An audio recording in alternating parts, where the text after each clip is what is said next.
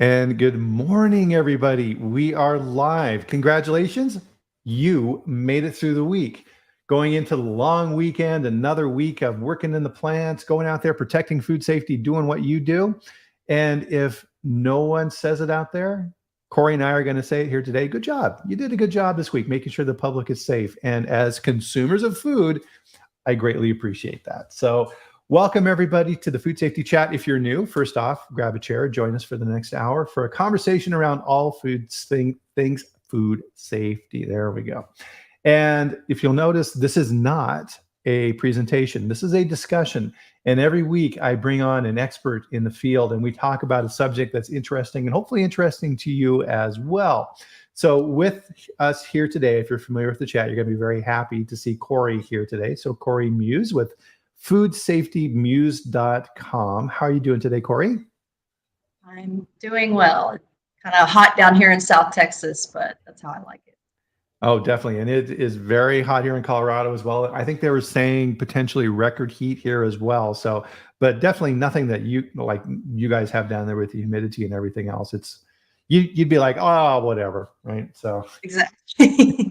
The last time I showed up to an audit, they were like, why are you dressed like that? Because I had on a puffer jacket and it was like 80 degrees outside. It's 110 here, so 80 degrees feels very, very cold. And my wife and I were on a trip one time, and we were in Bangkok, Thailand. And this was during their cold season. And we were like just roasting. And there were people walking around with sweaters on. And I'm just like, how does that even work? And so, it's so cool to see all these awesome faces here. We appreciate all of you, and we're really glad that you're here today. Wow, Cori, we got a great group here today. So as you'll notice here, everybody, if you're new, one of the things that we love to do is let us know where you're at. And so I'm in Loveland, Colorado, and as Cori said, she's down in Texas. So good morning, everyone. So, excuse me. One of the things that we love to do here on the chat before we get started, and I love to skip over, and I'm not going to do it, is join us for a ceremonial drink. Cheers, everyone. Cheers. I need a cheers sound effect. I got a cool little device now where I can throw in sound effects. So if you guys want to hear a sound effect that's at a point here, let me know and I'll throw in a sound effect to the chat. Excuse me, which kind of really gets into our talk today, right? Because technology, Cori, I mean, it's just everywhere, right? And we hear all of these new things and all these new activities, and it's accelerated. I remember in the food industry, like 20 years ago or so, what a big deal robots were, right? Mm-hmm. Robotic pallet. They're going to take our jobs. Exactly. And now it's like you walk through a plant, you got the robots that are stacking pallets and wrapping them. And I've been in ones too where you have robots that are moving product around on the floor. Oh my goodness. And all of these type of things as well. So what we figured would be a fun chat here today is, and definitely, I love it because we've got all of our regulars here and new faces here as well, is a talk around AI, artificial intelligence. Jose and I had a chat here a number of episodes ago where we talked about some of the information he got at a conference where a representative from the government of Dubai was going over some of the programs they're using in that system. It was just absolutely mind-blowing. And so we kind of looked at this and said, how can we divide this up into different areas of food safety, food manufacturing, and now I get to pick the sound, Duncan. So nope. I have a little soundboard here with different sound on it, so we'll go with that. But we figured, okay, what are some of the different things that we're seeing out here, and kind of share some information. And so we started with the agricultural side of this. And as anybody knows out there, just do a search around food safety and artificial intelligence. And I mean, it's just like the list of information that you can go through is absolutely amazing. I mean, is that what you're seeing out there too, Cori? Yes. Like kind of, I mean, technology that I wouldn't even think of. If you follow Twitter, there's some good people to follow that will tell you if you're not using these apps, you should be, because there's apps literally that I have one on my phone, and you can ask this app to do anything you want.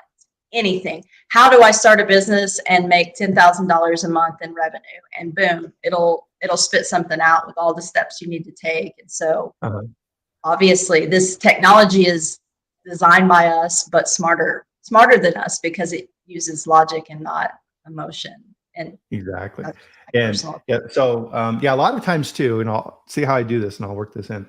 A lot of times when you talk with management about these type of subjects in AI, all you're getting back in return is this.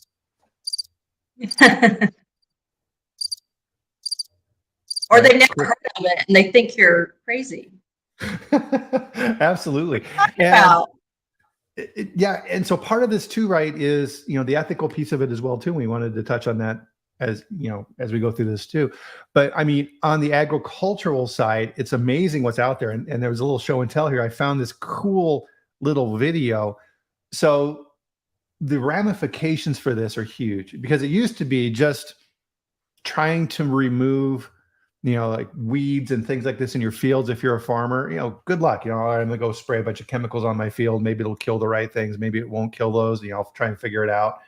And those type of activities. And now we're seeing things like this, where you have AI robotic systems that use lasers to vaporize the weeds between the plants. I mean, look at that. These teeny tiny little weeds as they're emerging. And it's just absolutely amazing what's out there relative to this. I've had conversations with individuals in the produce area that are using AI and other like GPS type tracking systems to monitor people in the field and linking that to lot numbers on where particular information is being gathered, so that if something happens down the line, they're able to segment. Because we know in food safety, that's one of our biggest challenges, Cori, is if you have a recall, it's okay, how do I make sure and isolate that to exactly what was involved in that particular issue and not have to recall everything, because that's just an incredible waste of money when that happens. Yeah, and even technology like you just showed us, that could eliminate dangerous pesticides and improve the quality of the product and improve the safety of the workers that have to be in and around the field. And there's lots of benefits, and then then you got to think about the other.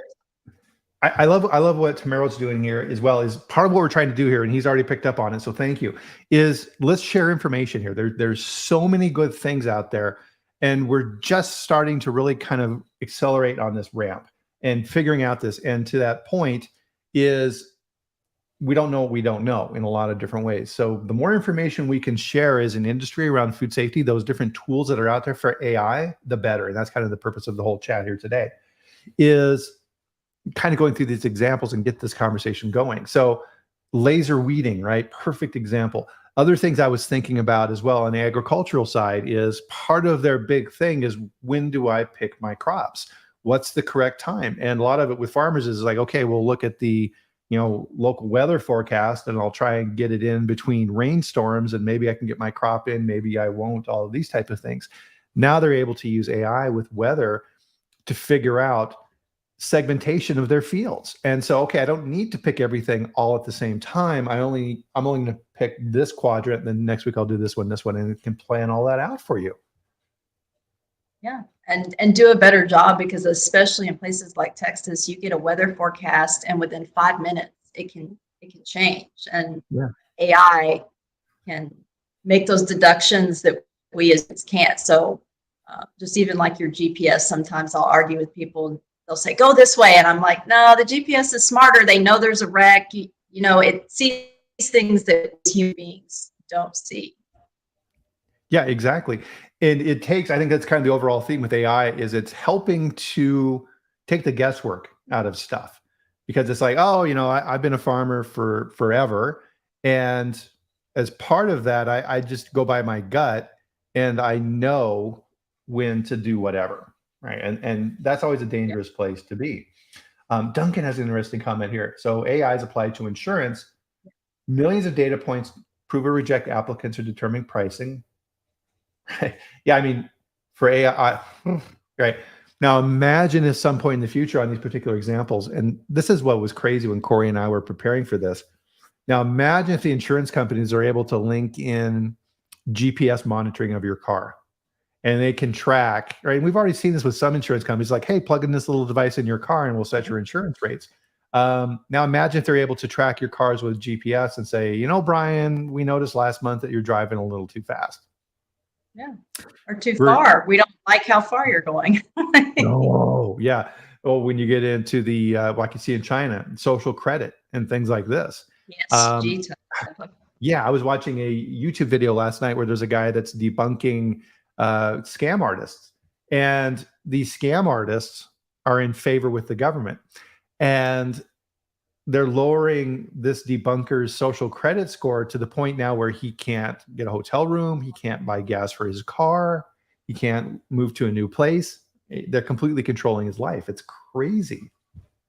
Yeah, so like to Duncan's point, I think the initial onset of this technology is wonderful, but if we don't kind of slow down, because I see a lot of rapidly evolving things in the industry, and technology and innovation is great, but you need to do proper risk analysis and you need to release it at the right time. And a lot of the developers of this technology, if you saw my post advertising for our chat, I put a couple of the open letters that the creators are putting out saying, we need to hit the handbrake, we need to slow down, we need to be regulated because we don't want this to get out of control. The technology is only as good as the data that you put into it. And like to Duncan's point, who's putting the data in?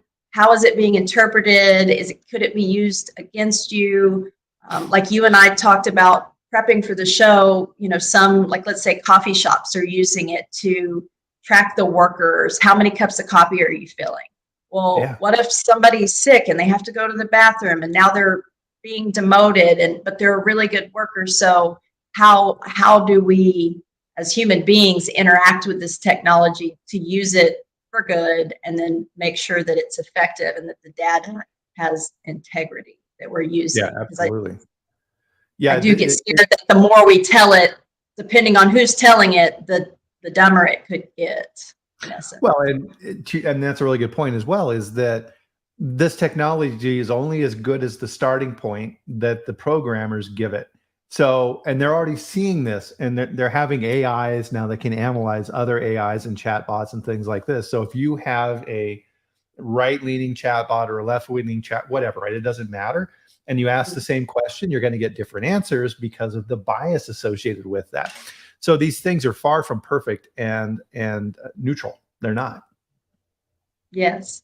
And then Felix says, you mentioned the proliferation of proposals and promotions of technology solutions. This should be our first flag for us to take a step back to cut our nonsense and lack substance promotions. And I think he means like things that aren't value added. That, right.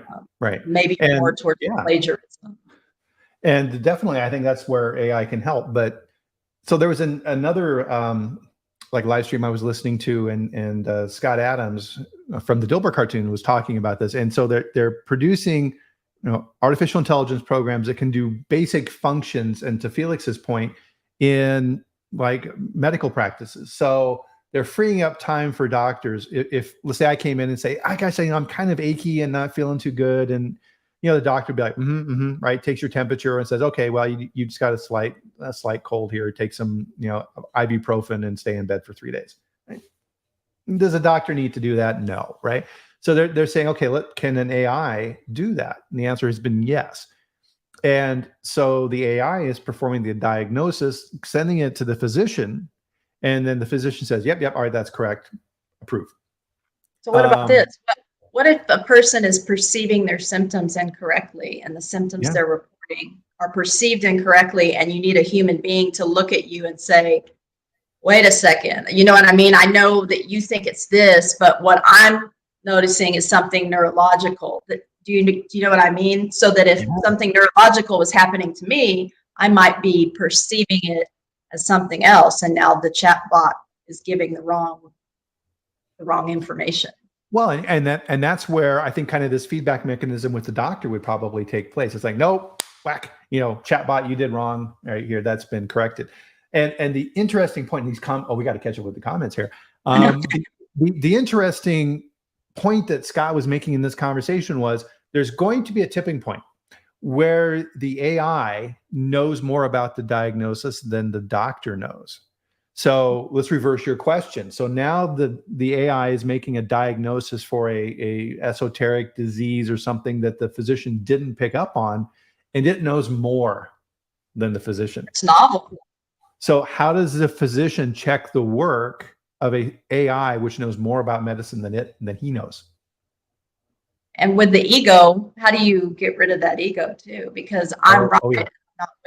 I'm not willing to change what I say. So now I'm a patient. Who do I listen to? Do I listen to the AI or do I listen to the doctor? Exactly. And yeah, it's kind of funny because my wife was talking about that last night. She's a pharmacist and she's training a new technician.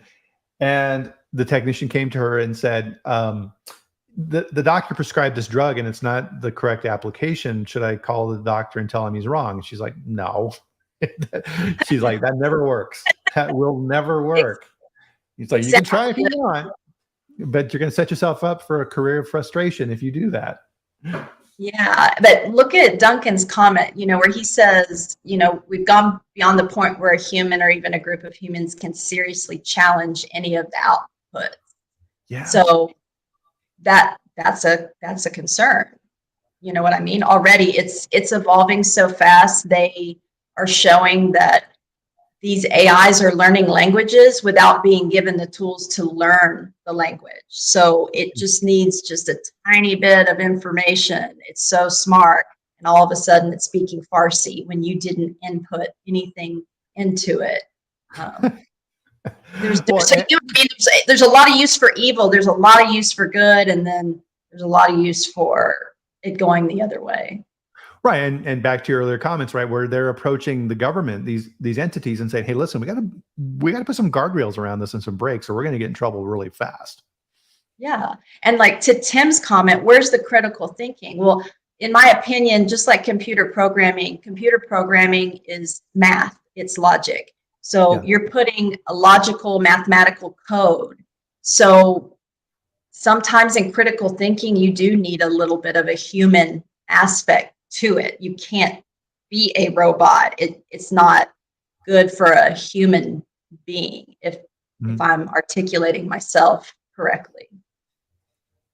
Yeah, so Duncan's got a good comment here too. See, chatbots, and I've played around with chatbots, are kind of interesting, are a misdirect caused by generative AI. AI isn't about generating a text diagnosis like GPT, right? Although he has maybe a typo or not, but definitely Duncan knows more about this than I do. Wow. He knows a lot. Yeah, and that's where it's like, that's where it gets scary, right? And this is part of the ethical conversation that we're weaving into this as well, is do we want this? Right? Do we want AIs that are monitoring us like Duncan is talking about here and saying, hey, Bryan, okay, this is your fourth cup of coffee here this morning. You need to stop. Really? Yeah. Screw Coffee you. machine shuts off. Yeah, exactly. But go ahead. Oh, I was just gonna say, yeah. Your coffee pot's been shut off, and we've sent an email to your physician notifying him of your behavior. Yeah, exactly. You're like, wait a second. I was just having a little fun over the weekend. It's nothing to put in my medical chart and raise my insurance rates up, and then refuse me treatment for other things. And those are kind of the things that could be scary. But there's already software that you can make a food safety plan. An entire food safety plan. So things like that, as an auditor, when I come in and I say, okay, well, how did you design this? And they say AI. Okay, well, who's running this? And are they equipped, or are you just using the AI to spit something out? And then you need a human being to manage it. And if those human beings aren't apt, then now we're going to have a problem. Exactly. Oh, so we talked a little bit about agriculture and some of the AI stuff in here. So the next area I had written down here was procurement. Oh my goodness, right? having an AI that is constantly monitoring your inventory and your orders and your production schedule and predicting what you actually need. So instead of a person, sitting there and saying, "Oh, okay, it's time to order a truckload of this or whatever," the AI is looking at market conditions and pricing, and there's a war in Ukraine that is impacting global supply chain for wheat, and we need to order some extra reserve inventory, and it's managing all that, like Duncan's talking about. It's all of this predictive capability that AI has, that it's doing this 24/7, right? And it's looking at this information in real time. It's not waiting for somebody to sit down at the computer and say, I'm going to go out and look at some websites and see what's going on out there. Nope. Yeah. So one of the ideas that came to my mind as well is relative to dairy manufacturing, is monitoring of microbial quality of the milk on different milk routes, right? So you have a truck will go around and pick up milk from different farms, puts it all in the same truck, and then it goes back to the plant, and the plant takes a sample and looks for the somatic cell counts and the micro load and the bacteria and things like this in the milk. And then if you have problem farms that aren't working too well, you'll send people out to help them and work with their cows and things like this. Now, right, the AI is looking at all that information, and it's able to predict beforehand that, this farm is, starting to trend up, or it's going to be hot outside here over the next week and the cows are going to be stressed. That means that we're going to have lower quality milk. That also means that the fat and protein ratio of the milk coming in is going to be slightly different than we saw the week before. We need to modify the cheese formula, right? It just plugs into the entire manufacturing process. Yeah. And then I'll be the devil's advocate. What happens when these systems, kind of like Minority Report, if you've seen the movie, are predicting something that hasn't happened yet, and the feds decide to take this information and use it against you? Mm-hmm. It could get to that point where you're like, well, wait a second, it hasn't happened yet. And they're like, yeah, but the AI says, and you know what I mean? The AI is smarter than you, so we think it's going to happen. And I think that's what Duncan is kind of like, his continuing message is that it's afraid and it's dangerous. It has all of these very useful applications, but there are a lot of dangers. Red flags. Oh yeah. So procurement, all these different activities of procurement. The next one I was thinking about was, and this is one where really kind of ties in with Duncan as well, is the human resource side of things. So in our plants, we already have cameras, right? There's cameras that are monitoring for security and these type of things. Now you tie an AI into the camera system. Now you're able to monitor hand washing. Yeah. So now the AI is actually, it's like having somebody standing there at the hand wash station 24/7 going, right? And watching everybody wash their hands. And then analyzing by shift and employee, and okay, was the water temperature correct? The soap ran out. There's no paper towels. The concentration's wrong on the sanitizer. You know what I mean? Your gloves, like you said, you've had them on too long. Yeah. You need to take them off. Yeah, and then looking at it and saying shift optimization, for example, and saying, okay, the AI analyzes and says, okay, first shift is producing more than second shift. Sends a note to the operations team to find out why, and is it the mix of product? Is it the employees on the shift? These type of things.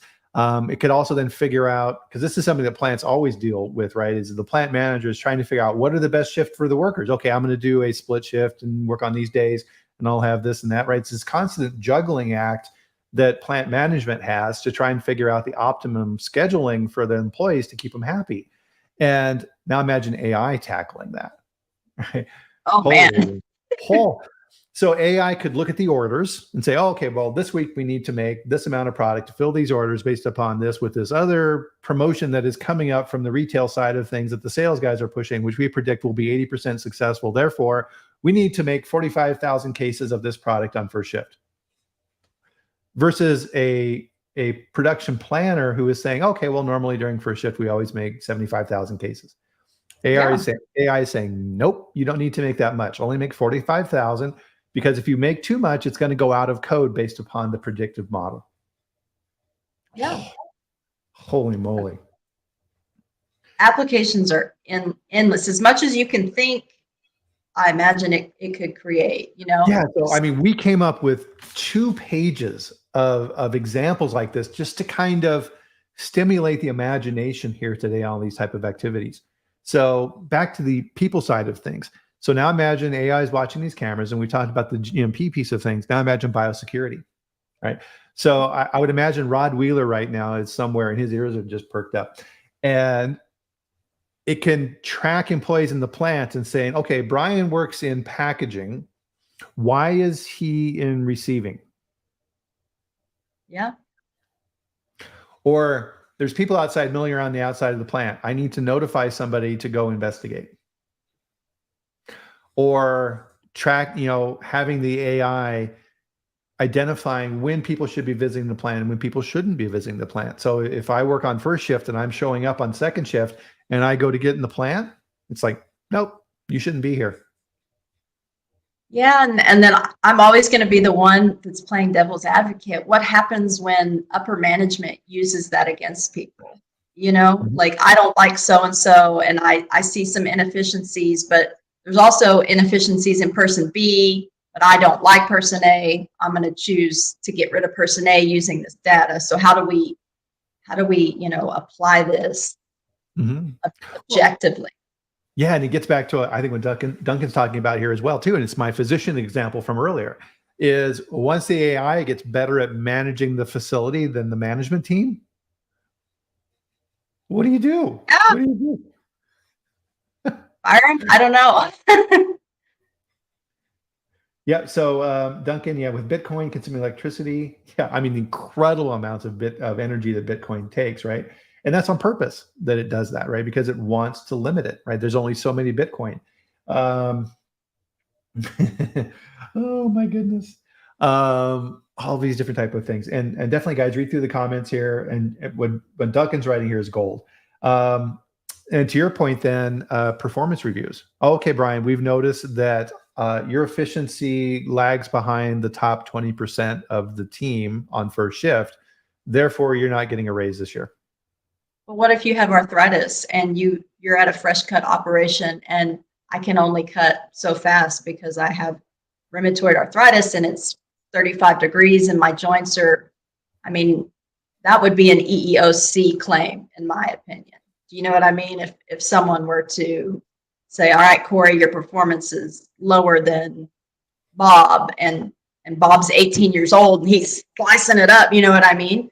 So, well, now the AI may say something like, well, we have determined, we being the AI, that the optimal age of an employee on the production floor is between 18 and 47 years old, right? And once you get above that age, it's going to move you to a new role. But would that not be discrimination? Well, I mean, they wouldn't fire you. It'd be like, yeah, who knows, right? Now, let's say that there are AIs on the EEOC side of things analyzing, right? And then so those two systems are talking to each other and they're getting in AI arguments where the plant AI wants to move an employee, to your point, and the equal employment AI for the government, which is going to lag behind, right? Because the industry is going to be faster than government and it overwhelms it.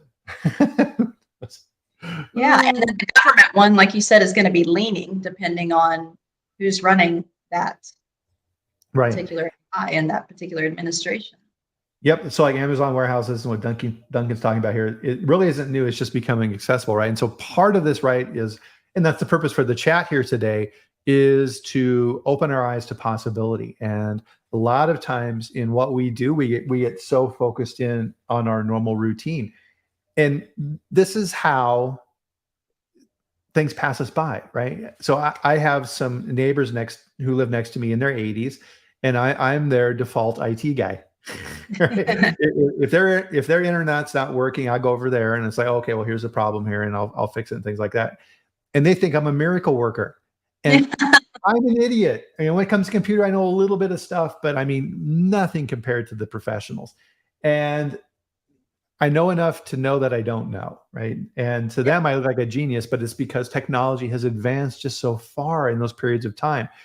And if we're not careful as food safety professionals, the next generation is going to look at us the same way and go, right, you guys don't know what you're talking about. And, we'll be looking at them like these geniuses. So we part of what anybody needs to do to stay relevant and active and grow is you need to keep up on these trends. And just thinking about them sometimes helps to open up these possibilities as well. So we've been kind of talking about operations here a little bit. So I came up with probably about 10 examples here just from an operational standpoint. Predictive maintenance, right? So there's programs out there do things like this. Now, if you tie AI into your PM programs, and now preventative maintenance moves to predictive maintenance. Now it's like, okay, the PM program says you should be going in and changing out these bearings in this pump every 6 months. And AI is like, no, I'm going to modify that because based on my analysis of the system, you really only need to do that every 8 months, right? And it just automatically goes there and changes all these things. Crazy. So GMPs and gloves, right? We talked about that. Lot sizes, record keeping. Oh my goodness, right? The bane. And this is something that you and I were talking about, Cori, is all the paper that's still out there in our industry. And Yes. lot tracking. And if there's a recall, this is why it takes so long. And just being able to do that and isolate that, I think would be incredibly valuable. And we've heard conversations around, oh, blockchain this and blockchain that. And Frank Giannis has talked about this. And, we need to move these things forward. I'm not seeing a lot of activity out there relative to that, but enhanced traceability is coming, right? And we're woefully prepared for that. Maybe AI is the right solution for that. Yeah. I'm reading. So let's see. Yeah, I'm reading the comments here too. This is great, guys. Thank you. So Bryan, you mentioned the proliferation of proposals and promotions of technological solutions. This could be the first flag for us to step back and cut out nonsense, right? Well, I mean, so part of this is going to be, and that's a good observation, Felix, is in any new industry, there's going to be winners and losers, right? There's going to be just knock it out of the park, game-changing ideas that are going to impact everyone. And there's going to be other stuff, right? It's going to be figuring all that out. Some things are going to advance and some things aren't. Is Felix, are you meaning that you think that the AI is a lack substance promotion, or do you mean that you think that the kind of this, as we call it, the certification circus is the lack substance promotion that we could get rid of? Because in reading your comment, I'm not sure if I understand the context of it. Just curious. Yeah, definitely. Yeah, make sure. Yeah, let us know if we're missing the context on that. And we were talking about this as well. Is auditing, right? So if you have a system that is continuously monitoring through AI, the snapshot audit goes away, right? There's no reason to send an auditor in to look at the plant because the AI is monitoring the plant 24/7 and looking for variances. Now we're back to that big brother discussion, right? Do we want that? And did you program your AI to be altruistic and ethical and moral, or did you program it to ignore deficiencies, ignore certain non-conformances? Ooh, yeah. So companies may shop around for the AI that is most beneficial to their company, shall we say. Interesting, huh? And so then now you're battling AIs again. Yeah, and then as a regulator, as an auditor, when you come in and you ask you always ask the question, who did this risk assessment? Now they're saying, well, the AI. And can Cori, as an auditor, can I talk to the AI that you're dealing with? Maybe not. I don't know, but I do see a lot of red flags in the sense of it being used as a weapon more than a tool. And we just need guardrail. We just need guardrails in place. I'm not saying do away with it because it has endless opportunities, applications, abilities for efficiencies. Even in my own business, I'm using it for things, and it blows my mind the things that I'm saving time on. That normally I'd sit there and have writer's block. And it's as simple as, like I told you, sending an angry email to a client, and you want to cuss them out, but you can't cuss them out. So you ask ChatGPT and they spit out this beautiful email. I mean, just beautiful email, professional, kind of that corporate FU talk when we talk about euphemisms. And I love it. So it definitely has its uses, but I think it's moving a little too fast. Yeah, oh, absolutely. So as Neil says here as well too, is that it's only as good as the information we put in, right? So it's that old IT saying, right? Garbage in, garbage out. So yeah, if we have bad systems that we're plugging into this, then we're going to get bad results. But I mean, what's kind of interesting here is this paper problem that Neil brings up as well, which is we have seen now, and we have on our phones programs for expense reports, right? So you can now take your phone and take a picture of a receipt or a handwritten document or something, and it'll translate that and put it in your information, right? It'll put everything in the right fields. So who's to say, as we're moving forward with this, for these handwritten documents, that we file them into a scanner, AI reads them, and boop, now it's in the computer. Yeah, I mean that alone would take away a lot of waste when you're talking about Lean Six manufacturing. Yep, absolutely. And then I'm seeing more really good comments here. Yeah, absolutely. And yeah, so I mean, so Felix is kind of saying, hopefully here on kind of the same type of thing here. And then Austin is kind of talking about here as well, too, the piece that we've been referencing in this conversation as well, which is the philosophical questions of who dictates this morality and what is that morality and so in philosophical terms, that's known as what is the standard of value, right? And how are those things being monitored? And a lot of times, what is the standard of value? If you ask different people, they're going to give you different answers. If you're a really hyper environmentalist, if the answer to that question is the standard value is Mother Earth or something like that, it's not people. And so they then model their behavior according to that belief system. So philosophy, whether you like it or not, weaves itself into everything that we do. We are driven by philosophy, and you either choose it or someone chooses it for you. And I think the analogy that we're talking about here applies to AI as well. So that's very interesting. And I like Claire's comment because Omero and I had been discussing this. She says her husband's in an MBA program and they use ChatGPT to write papers. So what does that say about future generations and their actual preparedness for their job? Are they learning? Are they prepared for their job? Are they using these tools as a crutch? And what happens when they need to make a decision or they need to do something and they don't have this crutch? And yeah, that's a good question too. How do you know who to hire, whose accomplishments are real and which ones are made by AI? Yeah, and now imagine, so you have that's hard to say, ChatGPT. All right, so you have students that are using it to write papers, and so now the universities are using it to grade the papers.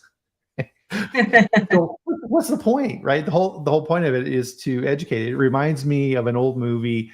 I think it was Rodney Dangerfield, Back to School. And the students were going into class, and at the beginning of the year, they're all sitting there, and the professor's teaching, and then they're putting out recording devices. And then over the course of the semester, it keeps going to different scenes, and more recorders show up to the point where the entire student attendees in the class are all just devices recording the lecture. And then the final scene for that is that the lecturer himself is just a speaker, and then they're just recording. Right? It's like, it's just, what the heck's the point? And then that turned, I see the movie Surrogates at that point with Bruce Willis, if you've seen that, where all the humans are just living in a pod in their apartment and they never leave, and they just send their body double robot out to interact, and then all humanity is lost in that sense. The true meaning of humanity, at least. Yeah. And I mean, so we've been thinking about this as a species for a while. And, back to the meme that I put together for this chat, which is the Terminator robot, right? Skynet and all these type of things where the computers take over. So we've been thinking about this for a while, and now it's getting to the point where these things are coming true. Yeah. Let's see, what other good ones is corrective and preventive action, having AI to analyze failures in your processes. And now that system can tie together employee behaviors, system development, sanitation on the lines. Oh my goodness. Imagine now that after sanitation, this one just kind of came to mind here too, is after sanitation, drones are sent out in the plant to inspect all of the cleaning. and they're able to get under equipment and fly back behind, and you've got, you know, like cameras and lines looking at things like this. And then the AI is scoring the sanitation or flagging areas that need to be recleaned before production starts. Wow. Then you don't waste your time, you know, or even with your environmental monitoring program, it finds inefficiencies and you're wasting your time swabbing in one area when really you should be swabbing in another area. Yeah, to Duncan's point here, and this was kind of like the earlier insurance example, where it evolves to the point where it's making decisions and you don't know why it's making those decisions, right? Because it's not sitting you down and explaining it. It's saying, nope, do this. And you're like, oh, okay. And it, to Felix's point, if behind the scenes, whoever's driving that is making decisions that are not appropriate or ethical in those particular examples, right? All the humanity and all these type of things are gone from these type of decisions. But then part of this too, right, is the, you know, the generational example as well.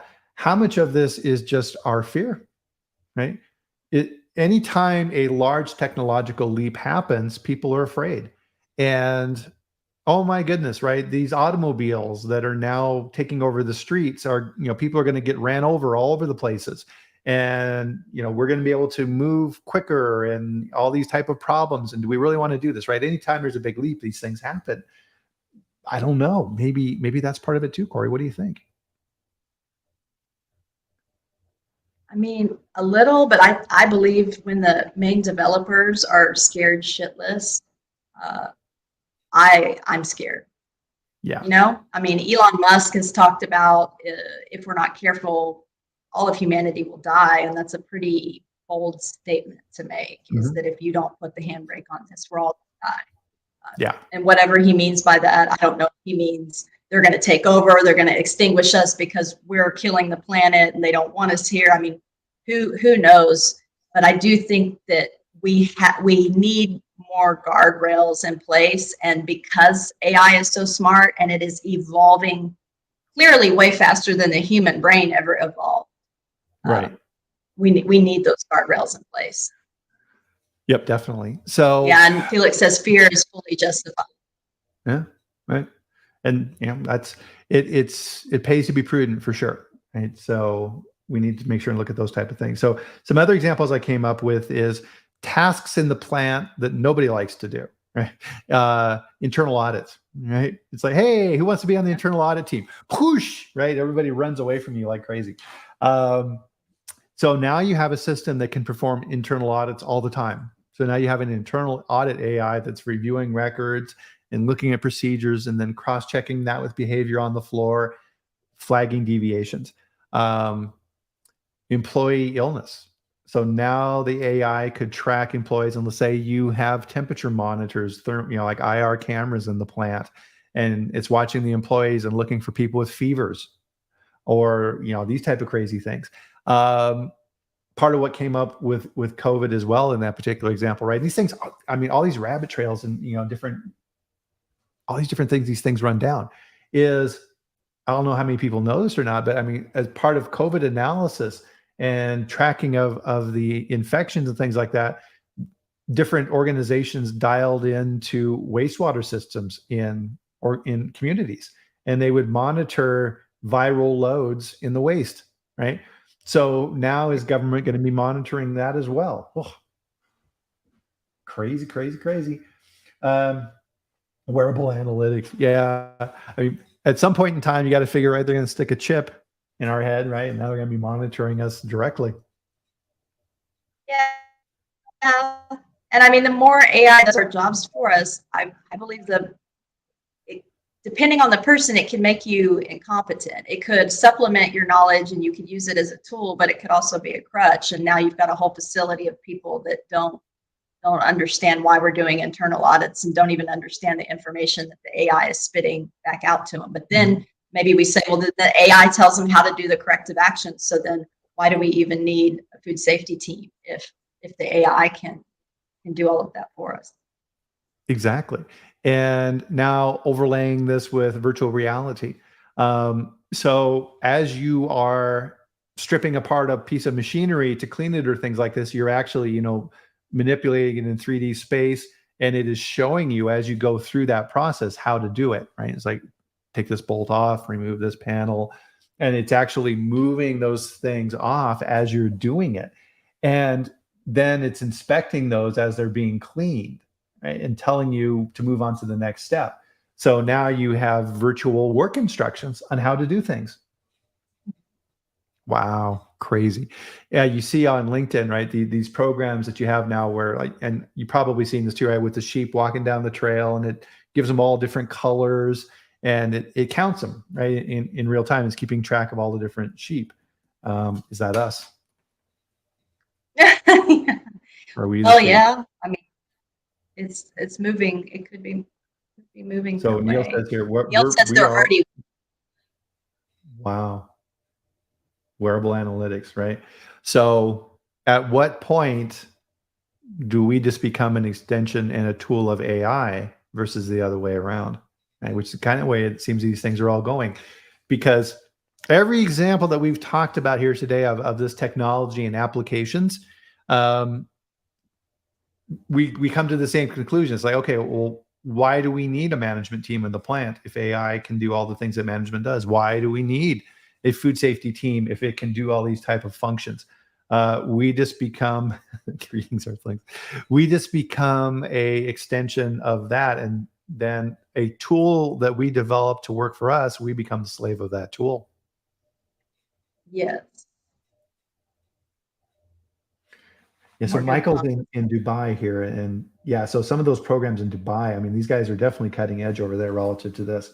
So AI is crucial for monitoring and analyzing food and reaching various targets for food loss and waste reduction. Oh, absolutely.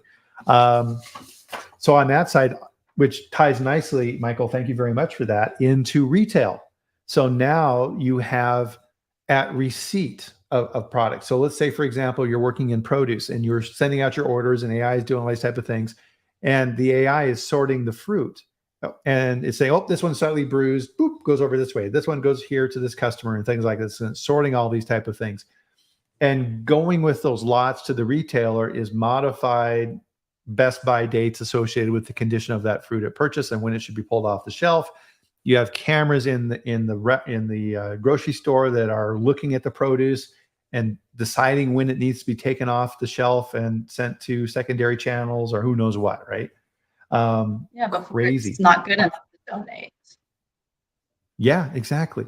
And the whole AI on the retail side, oh my goodness, right? Monitoring us in the store and seeing what we're buying and how we're walking through the store. And even you have to figure too what we're looking at on the shelf. So if I'm standing in front of a thing of soup and I'm looking at, oh, okay, there's some Progresso over there. Okay, there's the Campbell soup over there. Okay, there's some stuff here on the bottom, some store brand. I'm going to go with the store brand. Right now, the AI is looking at that information and analyzing my behavior. But think about this. I think about this often because I watch people all the time in the store.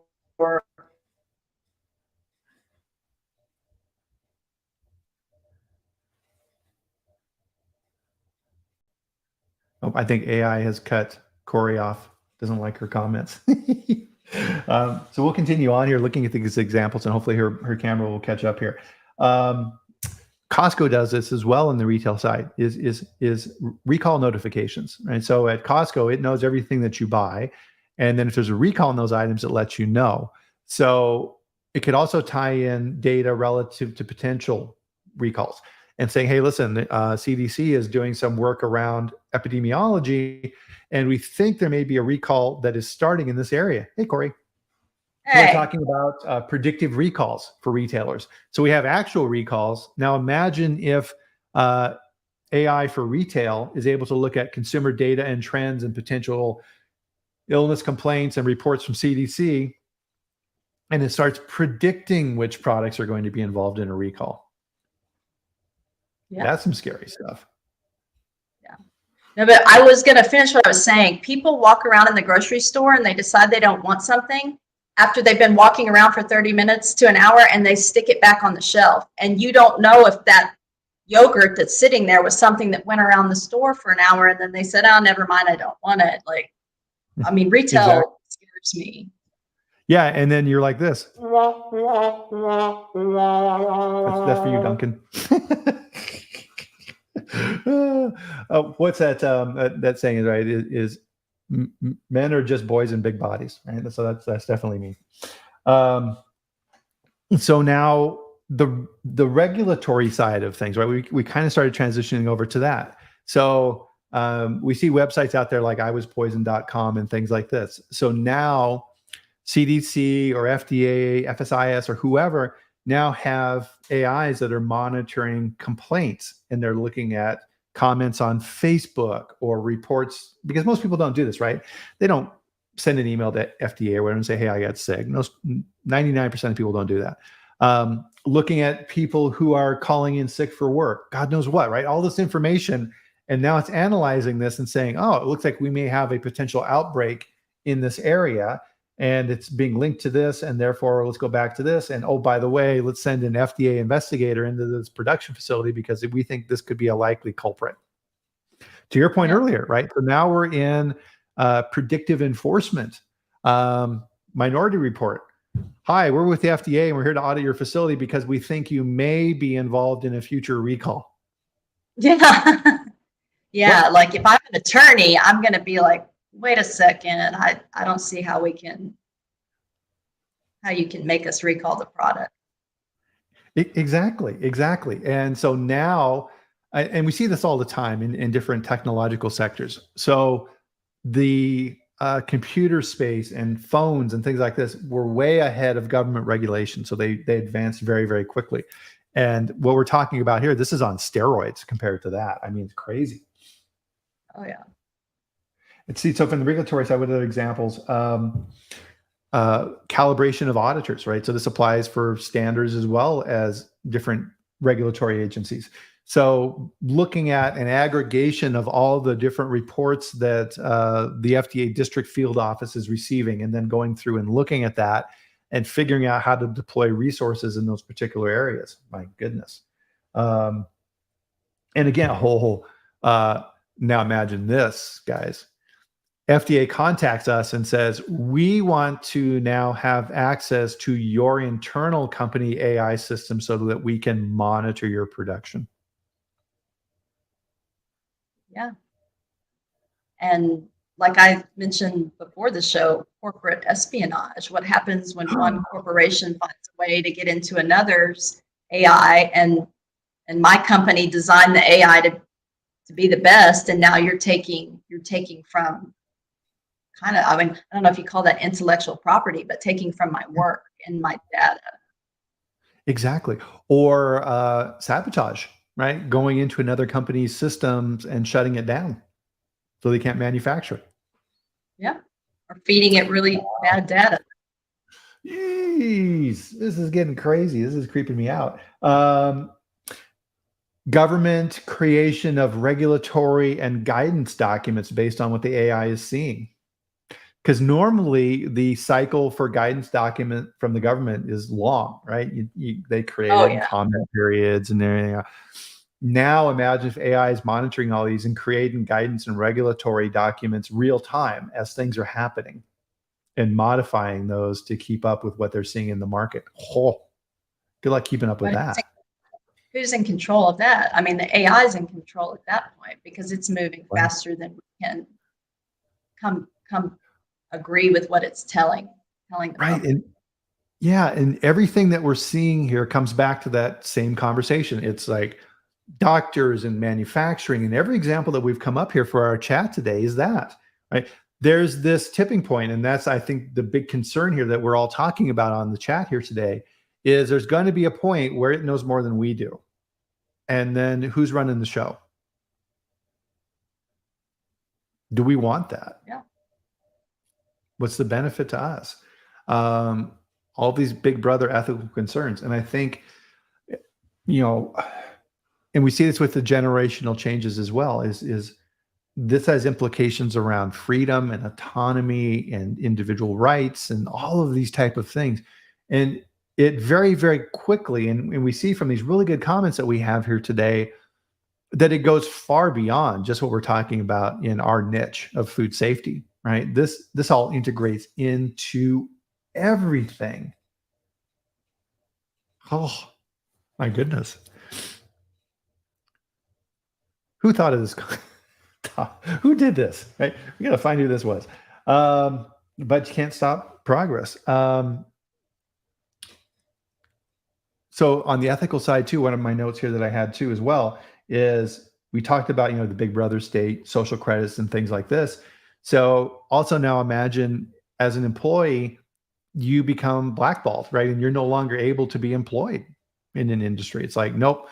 Bryan, we note in your AI review that you've had numerous GMP violations over your career at these different companies. We're not going to hire you. Now you're done. Oh, crazy.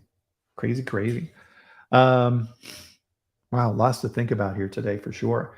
Let's kind of wrap this up and kind of bring this up to the 30,000 foot level here, Cori. Just a ton to digest here. How would you even kind of summarize this? What are you thinking?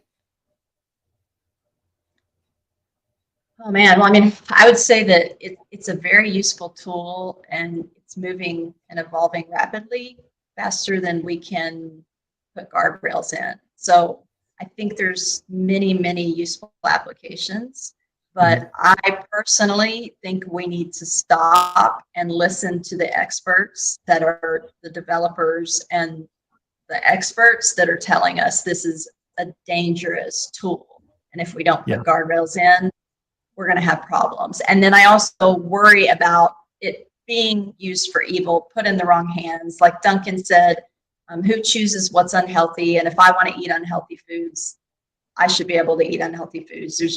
There's a lot of philosophical things to think about. And that's just kind of where I stand. I personally use it as a tool. I'm not ever going to use it to take over my work, but it's definitely a useful tool and when used properly. Yep, absolutely. And I think tool is the key word there.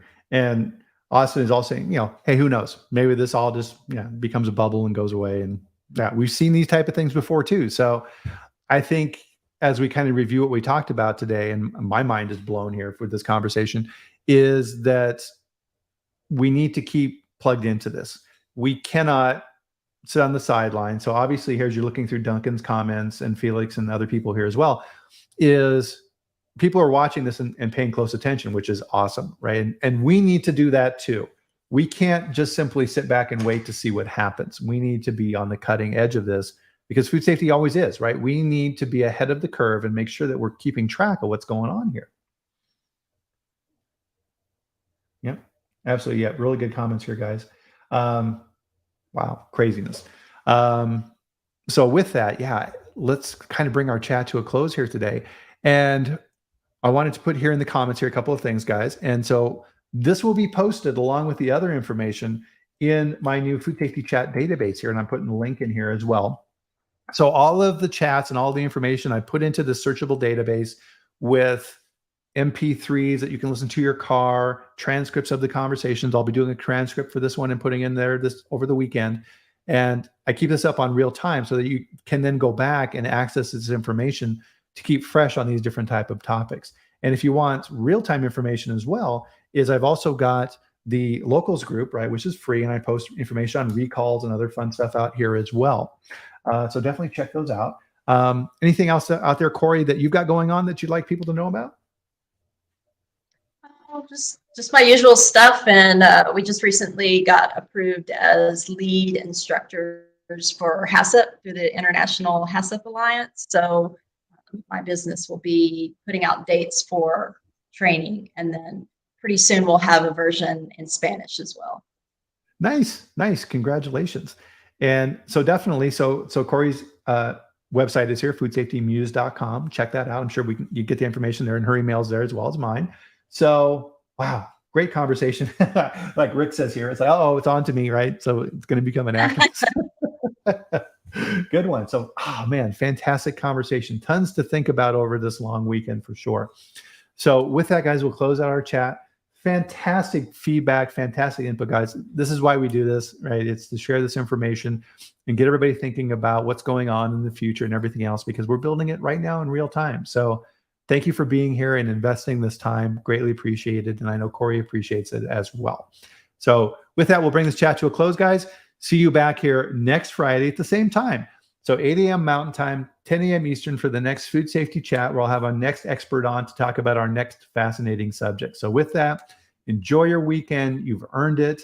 And we will see you back here next Friday. Thanks again, Cori. I love having you on. Always a great discussion. Thanks, everybody. We'll see you next weekend. Bye. Bye. Oh.